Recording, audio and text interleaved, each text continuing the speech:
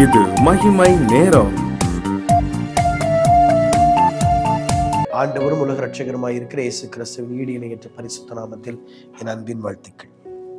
இந்த நாளிலும் வேதாகமம் என்றால் என்ன அப்படின்னு சொல்லி நம்ம தொடர்ச்சியாக பார்க்க போகிறோம். தீர்க்க தரிசன வார்த்தை.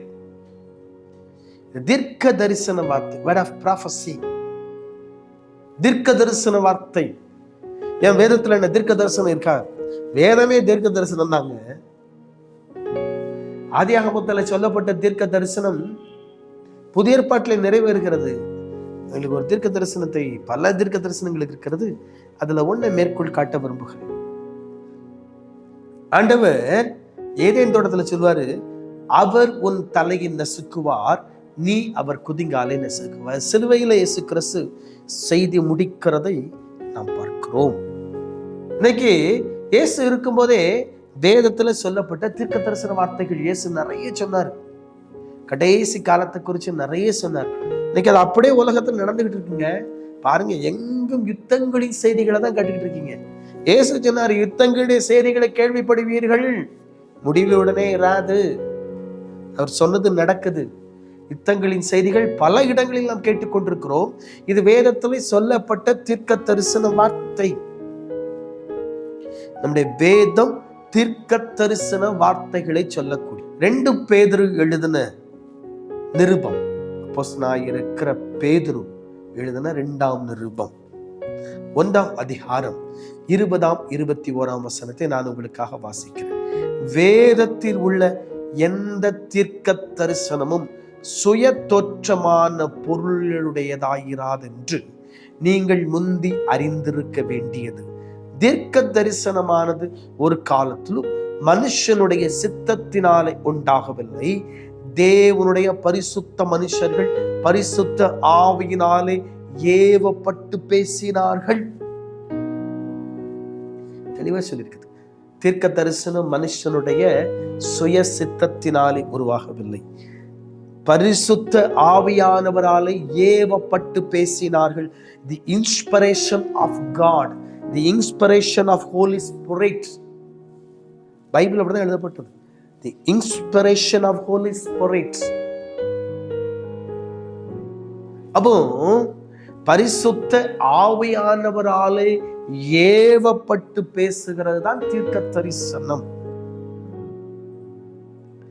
அப்ப இந்த வார்த்தையை கேட்பதற்கு நாம் முக்கியத்துவம் கொடுக்கணும். இன்னைக்கு அநேகர் இந்த தீர்க்க தரிசன வார்த்தைகளை கேட்கறதே இல்லை, அதை அப்படியே ஒமிட் பண்ணிடுறாங்க. என்ன சொல்றாங்கன்னா, தீர்க்க தரிசனம் அது ஒருத்தவங்க ஒன்று சொல்றாங்க, இன்னொருத்தவங்களும் சொல்றாங்க, அங்க சொல்றாங்க. தீர்க்க தரிசனம் நமக்கு தேவையில்லை, நமக்கு வார்த்தை மட்டும் போதும், வார்த்தை மட்டும் போதும், வார்த்தை மட்டும் போதும். வார்த்தைக்குள் தீர்க்க தரிசனம் அடங்கி இருக்கிறது, தெரிஞ்சுக்கணும். தீர்க்க தரிசனம் பரிசுத்த ஆவியானவராலே ஏவப்பட்டு பேசுகிறதான் தீர்க்க தரிசனம். கண்டித்து உணர்த்தும் தீர்க்க தரிசனம் இருக்குது, எச்சரிக்கிற தீர்க்க தரிசனம் இருக்கு. ஆண்டவர் எச்சரிச்சாருங்க. ஆண்டவர் எத்தனை முறை அவரே எச்சரிச்சிருக்கிறார். ப்ராஃபஸி, தீர்க்க தரிசனம். எருசலேம் குறித்து சொன்னார், தேவாலயத்தை குறித்து சொன்னார், நடந்துச்சு, எச்சரிச்சார். இன்னைக்கு அநேகருக்கு இந்த எச்சரிப்பின் சத்தத்தை கேட்கறதுக்கே பிடிக்க மாட்டேங்குது. எச்சரிப்பின் சத்தத்தை கேட்கறதுக்கு அநேகருக்கு பிடிக்கல, விருப்பம் இல்லை. நம்ம அப்படியே ஆசீர்வாதத்தை கேட்டே பழகிட்டனால எச்சரிப்பின் தீர்க்க தரிசன வார்த்தைகளை கேட்பதற்கு நம்முடைய காதுகள் ஒத்துக்கொள்ள மாட்டேங்குது. காதை அடைச்சு விடுறோம். வேதம் தெளிவாய் சொல்லுகிறது, தீர்க்க தரிசனம் சபைக்கு தேவை. Prophecy must in church. நீங்க இல்ல, இந்த காலத்துல பாருங்க, சபைகளே தீர்க்க தரிசனம் சொல்லக்கூடியவங்க இருப்பாங்க, அவங்க ப்ராஃபஸி பண்ணுவாங்க. கன்னியாகுமரி மாவட்டத்துல ஒரு பெரிய தேவ மனிதர், குமரி மாவட்டத்துல இருந்த பெரிய தேவ மனிதர், கர்த்தருடைய பெரிய தீர்க்கதரிசி தேவதாசன் இல்ல, ஆண்டவரோடு கூட இருக்கிறார். கிருபாசனம் கிறிஸ்துவின் சபைகள் அப்படின்னு சபையை ஸ்தாபித்த சாது ஐயா, அவர் ஒரு நாள்ல ஒரு சபைக்கு ஒரு விசுவாசி வந்து ஜபிக்கு ஆலய ஞாயிற்றுக்கிழமை ஆலய ஆராதனைக்கு வந்திருக்கிறாங்க. சாதையா பின்னால உட்கார்ந்துருக்கிறாரு, இவங்க வந்திருக்கிறாங்க. ஆலய ஆராதனை வந்து ஆராதனைக்கு முன்பதாக வந்து ஆவியில நிறைஞ்சு அந்நிய பாஷை பண்ணி ஜெபம் பண்ணிட்டு இருக்கிறாங்க. ஆவியில நிறைஞ்சு அந்நிய பாஷை பேசி ஜெபம் பண்ணிட்டு இருக்காங்க. திடீர்னு பின்னால சாதையா சொன்னா நிறுத்து அப்படின்னாரு. அம்மா ஒண்ணு நிறுத்து, என்ன படிட்டு வந்திருக்க? பக்கத்து வீட்டுல இருந்த விழுந்த தென்னை மட்டை எடுத்து வா வீட்டுக்குள்ள போட்டு வந்திருக்காங்க. ஓடு. எப்படிங்க அவருக்கு தெரியும்? எப்படி அவருக்கு தெரியும்? ஆவியானவரால ஏவப்பட்டு பேசப்படுகிற வார்த்தை அது. வெளிப்பாடு,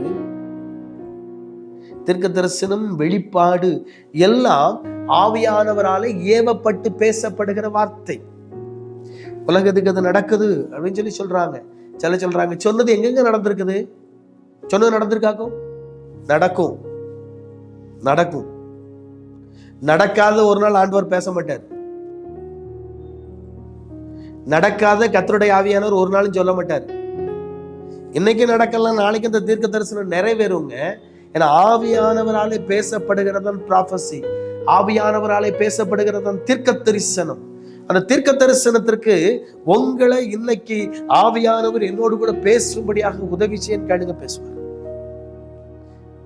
நம்பி ஆண்டவரே உமக்கு ஸ்தோத்திரம். உம்மோடு கூட நாங்கள் இடைப்படுவதற்கு உதவி செய்யும்.